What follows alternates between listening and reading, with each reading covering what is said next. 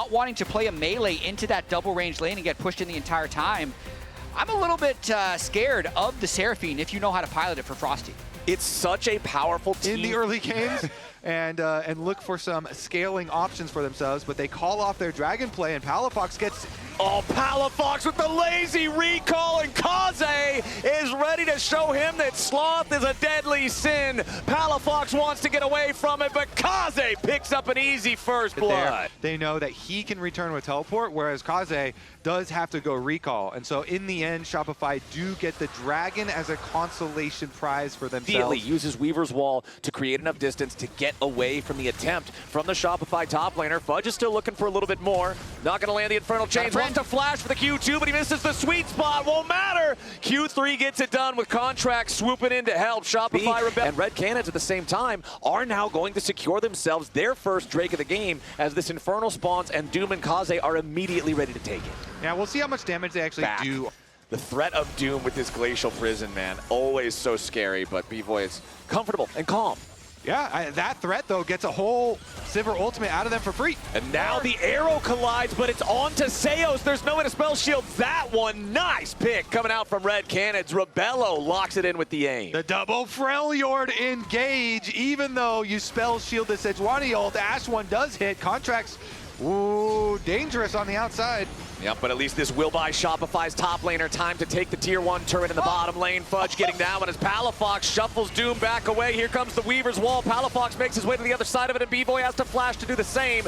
Herald summoned up, but not getting a ton of value here in this tier 1, as that one will get shot down. And Red Canids now looking at the enemy. Somebody getting picked off. And we got some big second items coming online. Steric's Gauge just completed for FNB as Palafox is going to get caught out, but a nice defensive shuffle keeps him alive a little bit longer. Frosty needs some more damage, but the Encore will not lock Palafox up. Doom and everybody else turning their eyes onto Contracts now as Palafox is somehow still alive, but the Red Canids are dogpiling into the jungle. Fudge finally makes his way in with a World Ender as B-Boy needs the auto attacks. Fudge is locked up and he can't drain tank, and a double kill for the Talia. Kaze again with the performance. They had so much pressure, so as soon as they can see Palafox hitting this ward, Doom uses that as an opportunity to let the ultimate fly. And they also... Red Canids firmly in control of this third game as they try to take control over the bottom side river right now. The next Drake has already spawned, and this is the strength that we were talking about earlier for this long-range composition.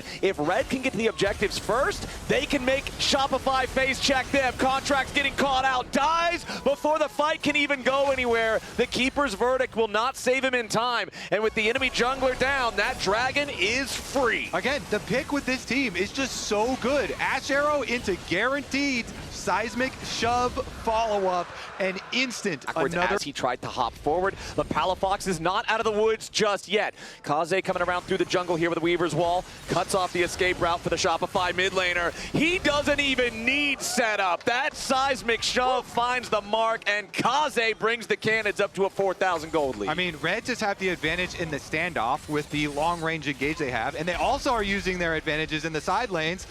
Okay, Zeus does live this one for now. Yep, the Mikhails was clutch there, but it's not enough to save the tier 1 turret here for Shopify. They're outnumbered, they're outgunned. As soon as 4 players from Revolta reacting to that one.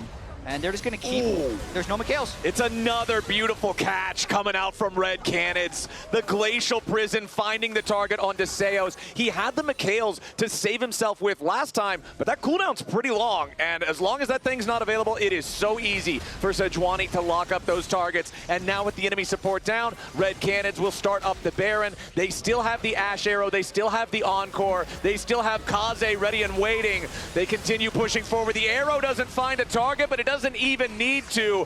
Now with the enemy jungler killed, Red Canids know it's Baron o'clock. It's just the Ashe, Seraphine, Sejuani mob just running around, killing whoever they want, making this look easy. Contract's dead, Palafox dips. This Baron is going over to Red.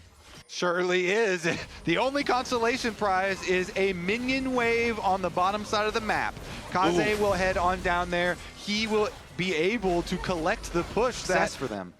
Taking the momentum through. The predictions from the Brazilian casters, some of them saying 3-0 for Red. Not too shocking unless, nice pick there by Contracts. Yup, the flash over the wall for the slam there to pick off Frosty as he was trying to get some vision, but that is only the support. Shopify know there is still quite a long way to climb to get back into this one. They have to create chaos. That is the only way you come back in games like this. You got to just create some chaos. 7,000 gold. 29 minutes into the game, massive lead in terms of the flower petals as well for the side of the red Canids. He's alive, but again, they force the enemy mid back. They're putting the pressure onto the Drake. Yeah, I think you should just make this call. Yeah, definitely correct for Shopify. They just go for... Ooh, that's a long-range stun onto Fudge, followed up by Kaze. There with a seismic shoved into the unraveled earth. Fudge wants to try to turn it around, but the problem is, here's FNB, and Fudge isn't gonna survive that one. It's the Drake over to red Canids. It's an extra kill over to red Canids. Kaze is gonna lead the charge towards the tier 2 up here in the top lane. It's already an 8,000 gold lead for the South representatives, and it's about to get even worse for Shopify Rebellion. 8.6k at 30. And since Red was able to win both solo lanes, they've just very cleanly played out the rest of this game so far. B-Boy now the target, tries to get away from it, but red Canids are going full send. Kaze slammed back into the wall, though. This might be an overextension. He stays alive for a second longer, but he is shut down by Fudge. Shopify get a big kill on the enemy mid laner. Zeus is very low. Palafox at half HP, so there's nothing more they can take. The scramble in the fight there is good for Shopify. Kaze down and he flashed.